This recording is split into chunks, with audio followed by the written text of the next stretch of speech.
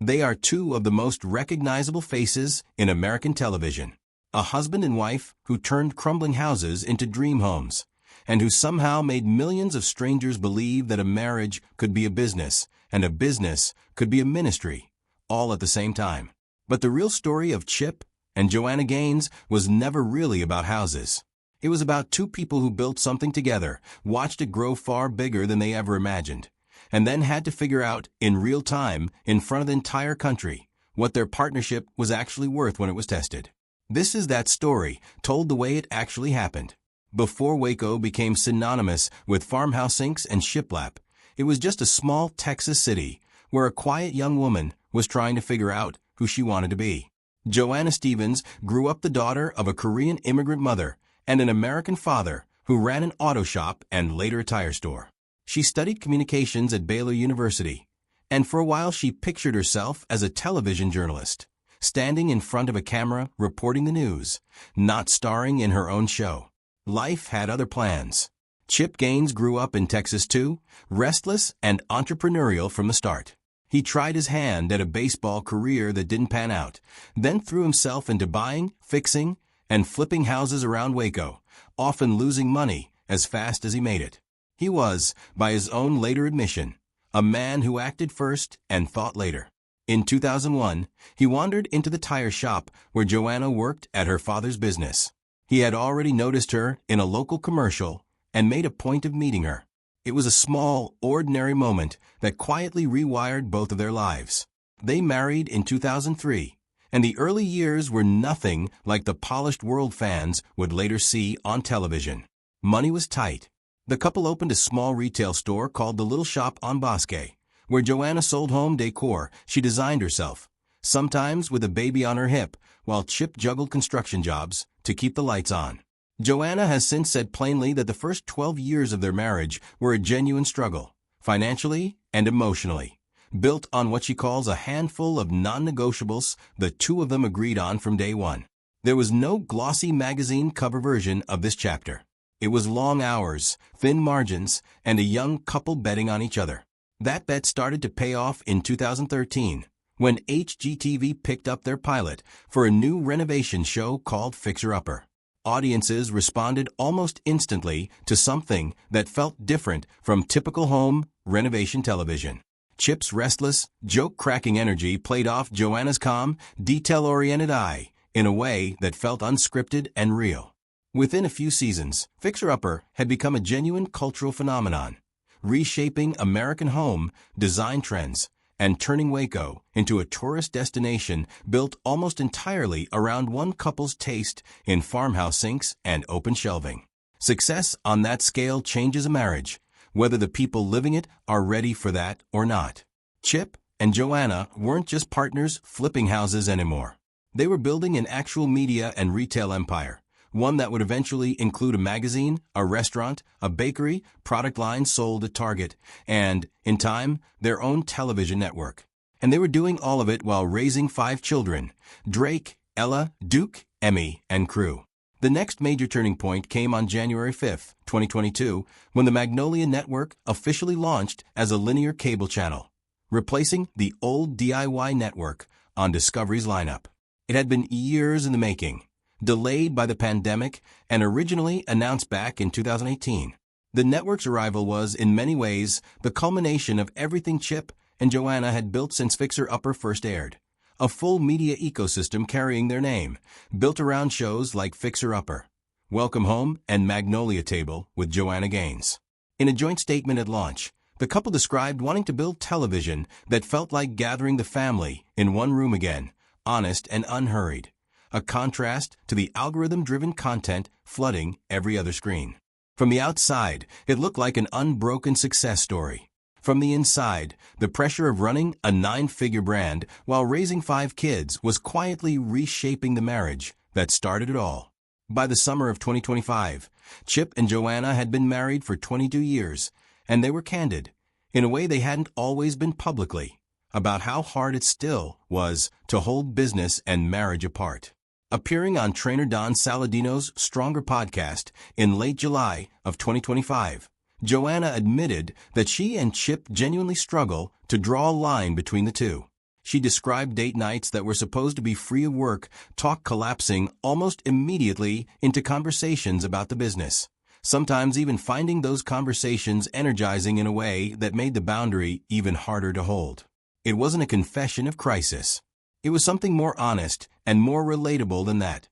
Two people who love their work and love each other, and who haven't entirely figured out how to keep those two loves from running into one another. On that same podcast, Chip offered his own version of the same tension. He said that if the entire empire disappeared tomorrow and his wife and kids were simply back on the farm raising animals, he wouldn't have a problem with that at all. But he added that he and Joanna believe they don't have to choose. In his words, they believe they can have their cake and eat it too, staying successful while still protecting a healthy marriage and family. It's a small line, but it captures something real about how the two of them talk about ambition now, 20 years removed from the days of unpaid bills at the little shop on Bosque. Just weeks later, in August of 2025, Joanna posted something on Instagram that had nothing to do with business at all. Her two eldest children, Drake and Ella, were both heading off to college within months of each other, and she shared a photo from their last day together at the family farmhouse before the move. She wrote that she was thankful for the group hug and for the family dogs that helped her work through what she called a wide range of emotions. It was a small, ordinary parenting moment, the kind millions of parents recognize instantly, and it reminded fans that behind the brand and the cameras, this was still a family navigating the same milestones as everyone else. Then came the moment that tested Chip and Joanna in a completely different way, not privately, but in full public view. In July of 2025, Magnolia Network premiered a new, unscripted series called Back to the Frontier, which followed modern families attempting to live without technology, farming, and building the way homesteaders did in the 1800s. Among the three families cast on the show were Jason Hanna and Joe Riggs, a married same-sex couple raising 10-year-old twin sons. For many viewers, it was simply a portrait of a modern American family taking on a demanding, old-fashioned challenge alongside two other households. But for a segment of the Gaines' longtime audience, particularly within conservative Christian circles that had embraced the couple for years, the casting decision became a flashpoint. On July 12, 2025, evangelist Franklin Graham, son of the late Billy Graham, posted publicly that he was disappointed to learn Chip and Joanna were featuring a same-sex couple on their new show. He argued that love for people should come with a commitment to what he called the truth of Scripture, and that promoting something he considered contrary to his faith's teaching on marriage was itself a problem. His statement spread quickly, and it placed the Gaines family, long associated with wholesome, faith-forward branding, directly inside one of the most sensitive fault lines in American culture. Chip didn't stay silent for long. The following day, on July 13th, he posted his own response on social media, without naming Graham directly. He wrote that talking, asking questions, and listening, maybe even learning, seemed to be too much to ask of what he called modern American Christian culture, adding that judgment tends to come first and understanding rarely comes at all. He went further, writing that it was a sad thing when people outside the faith experience more hostility from Christians than from anyone else. It was a pointed personal statement from a man who had spent more than a decade building a brand rooted in warmth and approachability, and it drew immediate reaction from both supporters and critics. Joanna, for her part, didn't publicly dispute Chip's response, and the couple did not walk back the show or apologize for the casting. Ahead of the premiere, Jason Hanna had spoken to reporters about what appearing on the series meant to his family, describing it as a meaningful opportunity to show viewers what a two-dad household actually looks like day to day, and expressing gratitude that producers had chosen to include a family like his among a small handful representing modern American life on the show.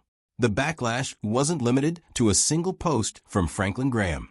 In the days that followed, criticism circulated more broadly online, with some longtime fans accusing the couple, who attend a conservative evangelical church in Waco, of abandoning the values that had defined their public image for over a decade. Others pushed back just as hard, arguing that featuring a loving, functional family on a survival competition show had nothing to do with theology and everything to do with representing the range of households that actually exist in America. The debate spilled across entertainment outlets, cable news roundups, and social media for the better part of a week, turning what was meant to be a light-hearted survival series into a genuine referendum on where Chip and Joanna Gaines actually stood. What makes this moment different from typical celebrity controversy cycles is what it reveals about the arc of the Gaines' public life. This is a couple who spent the first decade of their fame being almost universally beloved, criticized occasionally for being too polished, too perfect, too much of a fairy tale. The Back to the Frontier controversy was the first time in years that they faced real, sustained criticism from a part of their own base, the audience that had followed them from the little shop on Bosque through 5 seasons of Fixer Upper and into a media empire worth an estimated $50 million.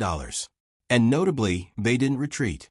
Chip's response wasn't a carefully lawyered corporate apology designed to please everyone. It was blunt, a little defensive, clearly personal. And it staked out a position. Whatever people think of that position, it marked a shift from the version of Chip and Joanna who mostly avoided political and cultural flashpoints in their earlier years of fame.